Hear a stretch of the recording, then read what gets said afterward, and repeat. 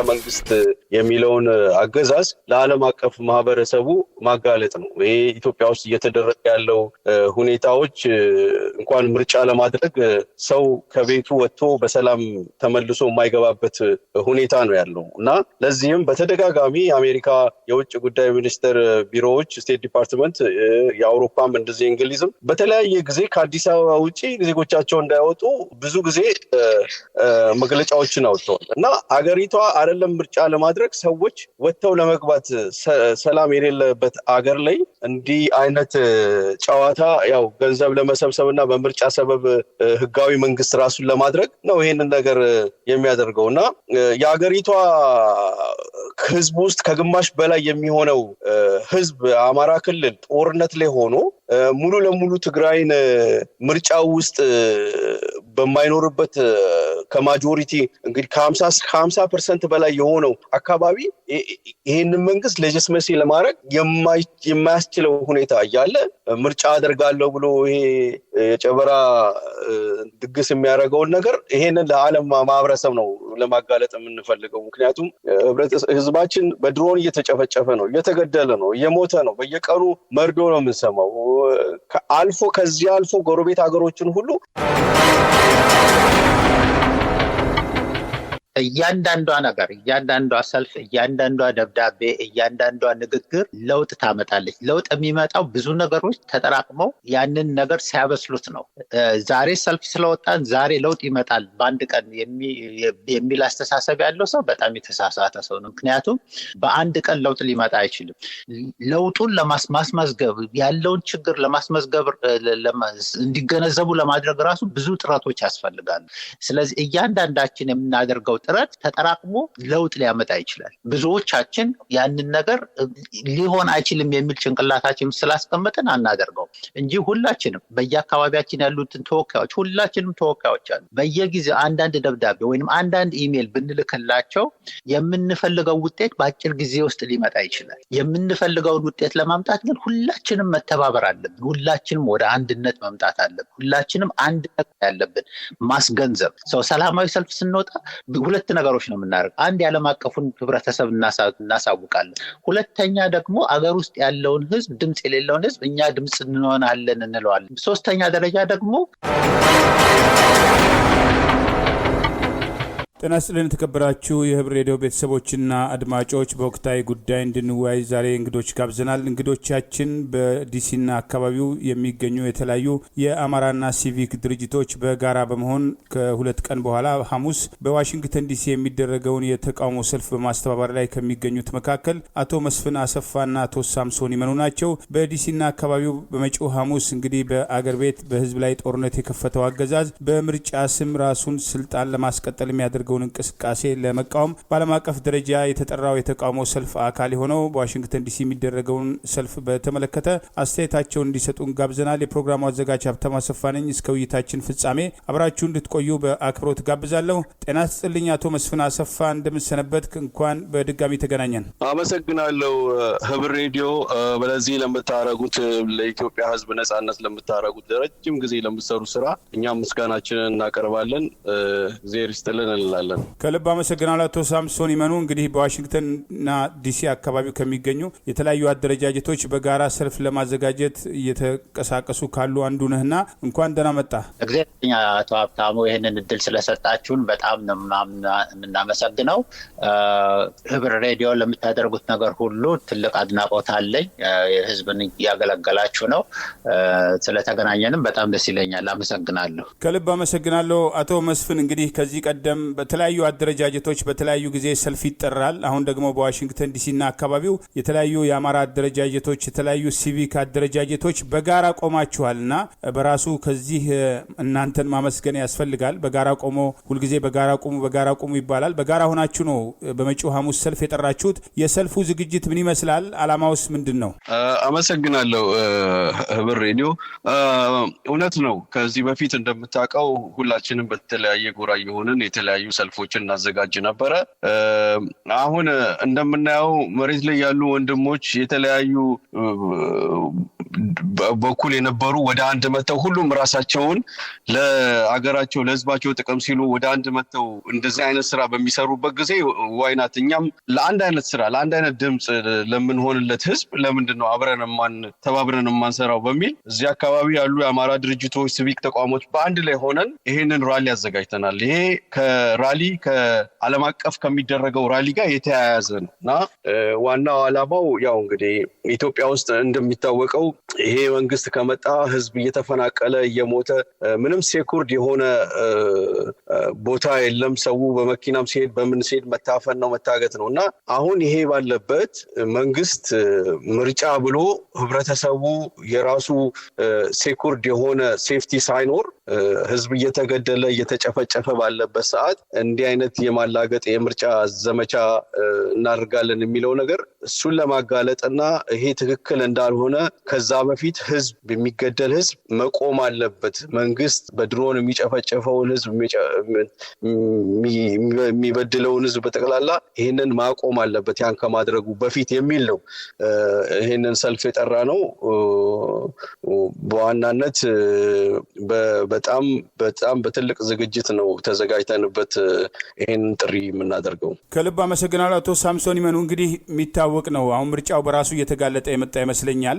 ህገወጥ ቦታዎች ላይ ምርጫ ምዝገባ ይካሄዳል። በሀገሪቱ ጦርነት ባለበት በርካታ የህሊናና የፖለቲካ እስረኞች የምክር ቤት አባላት ሳይቀር እንግዲህ በህዝብ የተመረጡ የምክር ቤት አባላት ሳይቀር ያለመከሰስ መብታቸው ሳይነሳ እስር ቤት ባሉበት ዜጎች በነጻነት መንቀሳቀስ በማይችሉበት ሁኔታ ምርጫ አደርጋለሁ በሚል እየተካሄደ ያለበት ሂደት አለ። ምርጫው እየተቃረበ ነው እና በዚህ ወር ይደረጋል።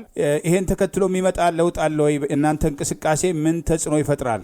በዚህ በእኛ እንቅስቃሴ ውስጥ ለዓለም ህዝብ ማሳወቅ የምንፈልገው ይሄ ምርጫ ፍትሃዊ፣ ህጋዊ ያልሆነ ምርጫና ህዝቡ በጠመንጃ አፈሙዝ ተገዶ የምርጫ ካርድ እየወሰደ እንዲመርጥ ምረጥ የተባለውን ግለሰብ ብቻ እንዲመርጥ የሚገደድበት ሁኔታ ስለሆነ ቢቻል ቦይኮት እንዲደረግ የምናደርገው ጥረት ነው። ይሄ ነገር ምርጫው እንዳይካሄድና ህጋዊና ፍትሃዊ ስላልሆነ የህዝቡ ምርጫ ስላልሆነ ምርጫ ማለት ህዝብ የሚመርጠው ምርጫ ማለት ነው። ህዝብ የኔ ወኪል ነህ ብሎ በፈቃደኝነት የሚመርጠው ተመራጭ ማለት ነው። ያንን ለማድረግ አሁን ሁኔታዎች ስለማይፈቅዱ ህዝቡ በህይወት የመኖር መብቱ እንኳን የተገፈፈበት ሁኔታ ላይ ስላለ አሁን ናና ውጣና ምረጥ ከሌን ቢባል ማንን ነው የሚመርጠው? እኔ የምፈልገውን ሰው የምመርጠው መብትና ፍትህ ሲኖር ነው። አሁን ግን በጠመንጃ አፈሙዝ ተገዶ የሚደረግ ምርጫ ራስን ለማስመረጥ የሚደረግ ምርጫ ስለሆነ ፍትሃዊ ስላልሆነ ያንን ፍትሃዊ ያልሆነን ምርጫ ለዓለም ህዝብ ለማሳወቅና ቢቻል እንዲያቆሙት ምርጫው እንዲቆም ለማድረግ ነው የምንጥረው። ይሄ ነው ጥረቱ።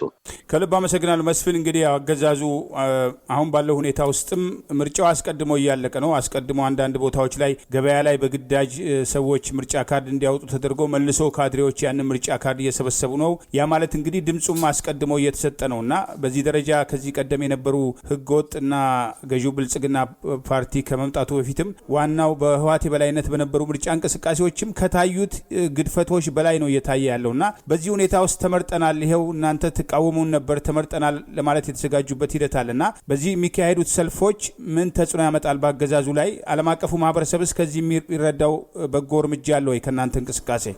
እውነት ነው።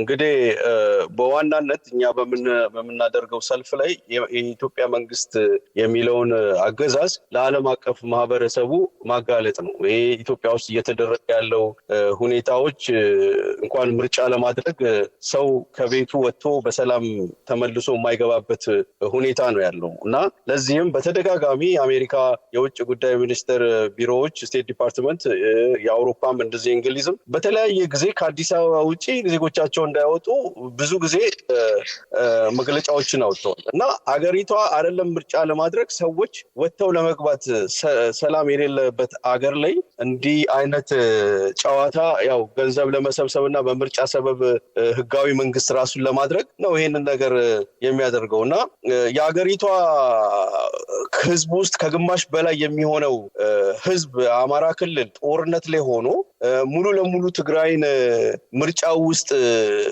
በማይኖርበት ከማጆሪቲ እንግዲህ ከ50% በላይ የሆነው አካባቢ ይሄንን መንግስት ሌጂስመሲ ለማድረግ የማያስችለው ሁኔታ እያለ ምርጫ አደርጋለሁ ብሎ ይሄ የጨበራ ድግስ የሚያደርገውን ነገር ይሄንን ለዓለም ማህበረሰብ ነው ለማጋለጥ የምንፈልገው። ምክንያቱም ህዝባችን በድሮን እየተጨፈጨፈ ነው፣ እየተገደለ ነው፣ እየሞተ ነው። በየቀኑ መርዶ ነው የምንሰማው። ከዚህ አልፎ ጎረቤት ሀገሮችን ሁሉ እየተነኮሰ ያለ መንግስት ነው እና ይሄ መንግስት ሴኩርድ ባልሆነ መንግስት ላይ እነ ዩክሬን እኮ በአሁኑ ሰዓት እኮ የዩክሬን መንግስት እኮ ምርጫ ማድረግ እኮ ነበረበት። ግን ይህን የማያደርገው ምክንያት በዚህ ጦርነት መሀል ምርጫ መደረግ እንደማይችል ስለሚያውቅ ሰላም እና ሰላም በሌለበት የተጭበረበረ ራሳቸው የምርጫ ኮሮጆውን ወረቀት እያደሉ መልሰው ደግሞ ያንን ወረቀት እየሞሉ የራሳቸውን እየሞሉ እያረጉ ነው፣ ኮሮጆውን እየሞሉ ነው ያሉትና በዚህ ባለበት ሁኔታ መንግስት የሚያደርገው ነገር ህገወጥ የሆነ ህጋዊ ያልሆነ ነገር መሆኑ ለዓለም ህብረተሰብ ማጋለጥ ነው በዋናነት ከሰልፉ ተያይዞ የምናደርገው ማለት ነው። ከልብ አመሰግናለሁ አቶ ሳምሶን። እንግዲህ በተለይ የአሜሪካ ውጭ ጉዳይ ሚኒስቴር በተደጋጋሚ ይሄን ሰልፎች ጨምሮ ከዚህ ቀደም በተደረጉ ሰልፎችም ጥያቄዎች ይቀርባሉ።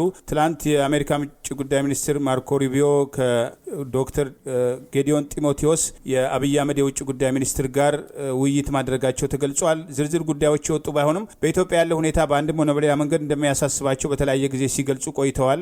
ድምፃዊ ቴዎድሮስ ካሳሁን በዘፈን ስራው የገለጻቸው ነገሮች የአሜሪካ ውጭ ጉዳይ ከዚህ ቀደም በተለይ አዲስ አበባ ውስጥ የሚደረግ የኮሪደር ልማት ሽፋን የሚደረጉ እንቅስቃሴዎች ዜጎችን ህግ የጣሰ የሚያፈናቅል ሆን ተብሎ አንድ ማህበረሰብ ለማግለል የሚደረግ እርምጃ ጭምር መሆኑን በሪፖርት ጭምር ይፋ ያደረገበት ሂደት አለና በአሜሪካ ውጭ ጉዳይ በኩል የምትጠብቁት አዲስ ነገር አለ ወይ? በይፋ የሚወሰዱ ተጽዕኖ እርምጃዎች አይታዩም እና ምናልባት እንቅስቃሴያችሁ ከዚህ ደረጃ ውጤት ያመጣል ብላችሁ ታስባላችሁ? እሺ፣ እግዚአብሔር ይስጥልኝ። እንደገና በውጭ ጉዳይ ሚኒስቴርም እዚህ በኮንግረስም በሴኔትም በኩል አስፈላጊ ኢንፎርሜሽኖችን በየጊዜው እየሰጠን አሁን ያለው መንግስት በህዝቡ ላይ የሚያደርሰውን ግፍ እንዲያውቁት፣ እንዲገነዘቡት፣ ተከታታይ የሆኑ ንግግሮች፣ ግንኙነቶች አሉ በየጊዜው የማያቋርጡ። የሩቢዮም የትላንትናው ግንኙነት ጥያቄ ሊጠይቅ ያነሳሳው ምክንያቱ እነኚህ ተከታታይ የሆኑ ጥያቄዎች በመቅረባቸውም ጭምር ነው እና አሁንም ይሄ ሰልፍም የዛ ተከታታይ ጥያቄዎች እነዚህ ይስተካከሉልን፣ ትክክል አይደሉም፣ የህዝብን መብት የሚነፍጉ ናቸው የሚሉ ጥያቄዎች የሚቀርቡበት አንደኛው ሌላው መንገድ ነው ይሄኛው እና ብዙ አይነት መንገዶች ናቸው ያሉት ማለት ነው። በአካል ቀርቦም ከፊት ለፊት ተገናኝቶም ከስቴት ዲፓርትመንትም ተወካዮች ጋር ከኮንግረስም ጋር ከሴኔትም ጋር የሚደረጉ ውይይቶች አሉ በየጊዜው ተከታታይ የሆኑ ለህዝብ ወጥተው የማይታዩ ግን ውስጥ ለውስጥ ሁል ጊዜ የሚደረጉም አሉ። ይሄኛው ደግሞ በአደባባይ በህዝብ ፊት የሚደረገው ሌላው የዚሁ አካል የሆነው የፖለቲካ ወይንም ደግሞ የዲፕሎማሲ ጥረት ነው እና እነዚህ ተጨማምረው ነው ለውጥ የሚያመጡት እና አሁን የሩቢዮ የትላንትናው ግንኙነት ያንን ነው የሚያሳየው። ወደዛ አቅጣጫ እየሄደ ነው እና ይሄንን አጠናክረን መቀጠል አለብን። ይሄንን ጩኸት ብንችል በየጊዜው ተጨማሪ ኢንፎርሜሽኖችን፣ ተጨማሪ ጥያቄዎችን እየተገናኘ ከነኚህ ግለሰቦች ጋር ከነኚህ የመንግስት አካላቶች ጋር የህዝቡን ብሶት፣ የህዝቡን ጭንቀት፣ መንግስት የሚያደርሰውን በደል በየጊዜው በማጋለጥ እነዛ ተደማምረው ነው ውጤት የሚመጣው እና እነዛን ማድረግ መጨመር የዛ አካል ነው ይሄ የሰልፉም እና ተከታታይ ሰልፍ ወደፊትም ይደረጋል ብለን እናቀዳለን እና የዛ አካል ነው ለማለት ነው። አመሰግናለሁ። ከልብ አመሰግናለሁ አቶ መስፍን። እንግዲህ ለህዝብ የታፈነ ህዝብ ነው የኢትዮጵያ ህዝብ። እንኳን ሰልፍ ማድረግ በአደባባይ አስተያየት መስጠት ከፍተኛ ወንጀል የሆነበት ነው። ገዢው ብልጽግና ፓርቲ በግዳጅ እንግዲህ አገዛዙ ከሚያደርጋቸው ሰልፎች ውጭ ኢትዮጵያ ውስጥ ባለፉት 8 ዓመታት ህዝቡ ፈቅዶ የሚያደርጋቸው ሰልፎች የሉም። በተግባር የታየው እሱ ነው። እንግዲህ በዓለም አቀፍ ደረጃ እንቅስቃሴዎች ያሉ በመጪው ሐሙስ ከሁለት ቀን በኋላ እንግዲህ ሜይ 14 በዋሽንግተን ዲሲ የሚደረገው ሁሉም አደረጃጀቶች በጋራ የጠራችሁት የሰልፍ እንቅስቃሴ ነውና ይሄ ምናልባት ከረጅም ጊዜ በኋላ ወደ ተጠናከረ አንድነት የመምጣት እንቅስቃሴ ስለሆነ ምን ትጠብቃላችሁ ከህዝቡ? በእርግጥ በቂ መረጃ እየደረሰው ነው ወይ? በዚህ አጋጣሚስ ያለው የሰልፍ ዝግጅት ምን ይመስላል? የምታቀርቡት ጥሪስ ምንድን ነው ለተሰላፊው? አመሰግናለሁ። ያው እንግዲህ እንደ እኛ በዋናነት ህብረተሰቡ ይህንን ሰልፍ ወጥቶ ድምፁን እንዲያሰማ ለስቴት ዲፓርትመንት ለዚህ ለአሜሪካን መንግስት ኢትዮጵያ ውስጥ ያለውን ሁኔታ ኢትዮጵያ ውስጥ ያለውን የሰብአዊ መብት አያያዝን ወጥቶ ድምፁን እንዲያሰማ አማራው ላይ ስለሚደርሰው ጭፍጨፋ ስለሚደረገው ጄኖሳይድ ወጥቶ ድምፁን እንዲያሰማ ነው የምንጠይቀው። በሜይ 14 ሐሙስ ማለት ነው 10 o'clock ላይ ስቴት ዲፓርትመንት ጋር ይህን ሰልፍ ጠርተናል እና እኛ አሁን ይሄንን ሰልፍ በዚህ አካባቢ ያሉ ድርጅቶች በጠቅላላ አደረጃጀቶች ይሄንን ሰልፍ ስንጠራ ቀጣይ ሰልፎች ተከታታይ ሰልፎች ወደፊት እንደሚኖሩንም በማሳወቅ ነውና እኛ ተበታትነን ሰልፍ ከዚህ በኋላ ሰልፎችን የተለያዩ ሰልፎችን በግል አንጠራም ብለን ነው እንትን የምንለው። በተረፈ ህብረተሰቡ አደራ ምለው ሐሙስ ሜይ 14 በ10 o'clock ስቴት ዲፓርትመንት 2201 C Street ኖርዝ ዌስት እንድንገናኝ እጠይቃለሁ። ያው የዚህ መንግስት እንግዲህ እንደሚታወቀው አፈናው የሚታወቅ ነው። እንኳን ለሚቃወመው አይደለም ለራሱ የፓርላማ ተመራጭ የሆኑ የራሱ ድርጅት ውስጥ ያሉ ሰዎችን ተናገራችሁ በሚል እስር ቤት ነው የሚያስገባውና ይሄ የሚያደርገው ሾው አፕ አዲስ አበባ ከተማ የሆነ ብልጭልጭ ነገር የሚያደርገው ነገር ምናምን የሚያደርገው ነገር ከሚያደርገው ኢሰብአዊ ድርጊት ጋር ሲታይ በጣም መቀለጃ ነው ህብረተሰቡን ያደረገው። እዚህ ጋር ዘፋኞች አርቲስቶችን ሐውልት ሰራለው ይላል፣ እዚህ ጋር ደግሞ አርቲስቶችን ገጣሚዎችን ዜማ ቀናባሪዎችን እየሰበሰበ እስር ቤት ያስገባልና ምን አይነት መንግስት እንደሆነ ያው ህብረተሰቡ መቼም የኢትዮጵያ ህዝብ ሁሉም አውቆታል። ኢትዮጵያ ውስጥ መቃወም በአሁኑ ሰዓት መናገር ፖሊስን እስር ቤትም ተይዞ እየተገደለ ነው እንደምናየው። እስር ቤት ከተወሰደ በኋላ ያንን ልጅ እንደገደሉት ሁሉ ማለት ነው። ስለዚህ እዚህ ያለ ነው በነፃነት ምድር ላይ ያለ ነው ሰዎች ለህዝባችን ድምጽ ለመሆን ያለን አማራጭ ቤት ውስጥ ቁጭ ብለን ማላዘን ሳይሆን ወተን ለህዝባችን ድምጽ መሆን አለበት እና አደራ ሐሙስ ቀን ሁላችንም እንድንወጣ ነው ማሳስበው። ከልብ አመሰግናለሁ አቶ ሳምሶን። እንግዲህ ያው በተለያዩ ዓለም ዙሪያ እየተካሄደ ነው ከስዊድን ስቶክሆልም ጀምሮ በለንደን በሌሎች ቦታዎችም እንዲሁም እናንተ ሐሙስ በአሜሪካ ውጭ ጉዳይ ሚኒስትር ፊት ለፊት ሜይ 14 አድርጋላችሁ። ሜይ 16 እንዲሁም በካናዳ ኦቶዋም ይካሄዳል። በዛ ያሉ የአማራ አደረጃጀቶች በተለያዩ ከተሞች ይደረጋል። እዚህ በቬጋስም ሜይ 27 እንዲሁ በተሽከርካሪ የተቃውሞ ሰልፍ የሚካሄድ ሁኔታ አለ። እነዚህ እንቅስቃሴዎችን ተከትሎ ሁልጊዜ ትጮሃላችሁ፣ የምታመጡት ለውጥ የለም ይላሉ። በሌላ በኩል ደግሞ ህዝቡ እኛ ታፍነናል ባካችሁ ድምጹን ሁሉ ይላልና በተለይ በውጭ ላለው ወገን ተሰልፌ ውጤት አመጣለሁ ብሎ ለማያስበው ወገን በእናንተ በኩል የምታደርጉት ጥሪ ምንድን ነው?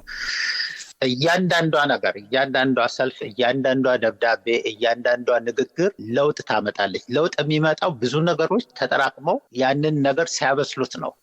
ዛሬ ሰልፍ ስለወጣን ዛሬ ለውጥ ይመጣል በአንድ ቀን የሚል አስተሳሰብ ያለው ሰው በጣም የተሳሳተ ሰው ነው። ምክንያቱም በአንድ ቀን ለውጥ ሊመጣ አይችልም። ለውጡን ለማስመዝገብ ያለውን ችግር ለማስመዝገብ እንዲገነዘቡ ለማድረግ ራሱ ብዙ ጥረቶች ያስፈልጋሉ። ስለዚህ እያንዳንዳችን የምናደርገው ጥረት ተጠራቅሞ ለውጥ ሊያመጣ ይችላል። ብዙዎቻችን ያንን ነገር ሊሆን አይችልም የሚል ጭንቅላታችን ስላስቀመጥን አናደርገው እንጂ ሁላችንም በየአካባቢያችን ያሉትን ተወካዮች ሁላችንም ተወካዮች አሉ። በየጊዜው አንዳንድ ደብዳቤ ወይንም አንዳንድ ኢሜል ብንልክላቸው የምንፈልገው ውጤት በአጭር ጊዜ ውስጥ ሊመጣ ይችላል። የምንፈልገውን ውጤት ለማምጣት ግን ሁላችንም መተባበር አለብን። ሁላችንም ወደ አንድነት መምጣት አለብን። ሁላችንም አንድ ነገር ያለብን ማስገንዘብ። ሰው ሰላማዊ ሰልፍ ስንወጣ ሁለት ነገሮች ነው የምናደርገው። አንድ የዓለም አቀፉን ህብረተሰብ እናሳውቃለን። ሁለተኛ ደግሞ አገር ውስጥ ያለውን ህዝብ፣ ድምጽ የሌለውን ህዝብ እኛ ድምጽ እንሆናለን እንለዋለን። ሶስተኛ ደረጃ ደግሞ እያንዳንዱ ውጭ ያለው ህዝብ ለሀገር ኢትዮጵያ ውስጥ ላለው ለኢትዮጵያ ራሱን እንደ አምባሳደር መቁጠር ይችላል ማለት ነው። ራሱ የዲፕሎማሲውን ስራ እያንዳንዱ ሰው ከሰራ ትልቅ ውጤት ልናመጣ እንችላለን። ምክንያቱም ምን ያህል ሰው ነው ይሄንን የተገነዘበው የሚልም ጥያቄ፣ ምን ያህል ሰው ነው ይሄ ነገር ትክክል አይደለም የሚለውንም ያያሉ እነኚህ ሰዎች ማለት ነው። የኮንግረስማኖቹ፣ ሴኔተሮቹ፣ ስቴት ዲፓርትመንት የሚያዩት ይሄ በደል ትክክል ነው ወይ የሚለውን የሚያዩት ምን ያህል ሰው ነው የተቃወመው፣ ምን ያህል ሰው ነው ትክክል አይደለም የሚለው፣ ምን ያህል ሰው ነው ይሄንን በደል ነው ብሎ የሚለውን ነገር ነገር የሚያዩት ከተሳትፏችን ነው። ስለዚህ ሁላችንም እንውጣ፣ ሁላችንም ለህዝባችን ድምፅ እንሆን፣ ሁላችንም ለህዝባችን ዲፕሎማቶች እንሆን። መንገር፣ ማስገንዘብ፣ በሀገራችን ውስጥ እየተካሄደ ያለውን ግፍ ማጋለጥ፣ የህዝባችንን ህይወት ማዳን እንችላለን። ኑሮውን እንዲያሻሽል ማድረግ እንችላለን። እያንዳንዳችን ያጉልበታለን እዚህ ውጭ የምንኖረው። ስለዚህ ያንን ኃይላችንን ተጠቅመን ህዝባችንን እናድን፣ ሀገራችንን እናድን። ኑ እንሰለፍ፣ እንናገር፣ እናስገንዝብ፣ እንተባበር ነው የምለው። አመሰግናለሁ። ከልብ አመሰግናለሁ።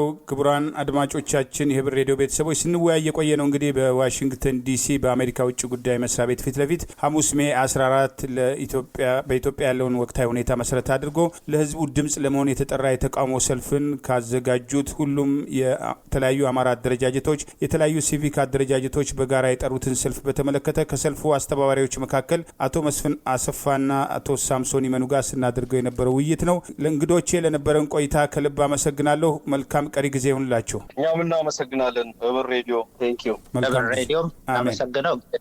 እግዚአብሔር ያክብር። አሜን። እንግዲህ ከዋሽንግተን ዲሲ ሰልፍ በተጨማሪ ግንቦት 8 2018 ወይም ሜይ 16 2026 ከጠዋቱ 10 ሰዓት 10 AM ጀምሮ እስከ ቀኑ 2 ሰዓት ድረስ በኦታዋ ሲቲ ሆል በኦታዋ በሚገኘው ማዘጋጃ ቤት ፊት ለፊት የአብይ አገዛዝ ፋሽስታዊ አገዛዝን በአማራ ህዝብ ላይ የሚያደርገውን የዘር ማጥፋትና የሐሰት ምርጫ እቅድ የሚያወግዝ ሰላማዊ ሰልፍ በኦታዋ ካናዳ ዋና ከተማ ተጠርቷል።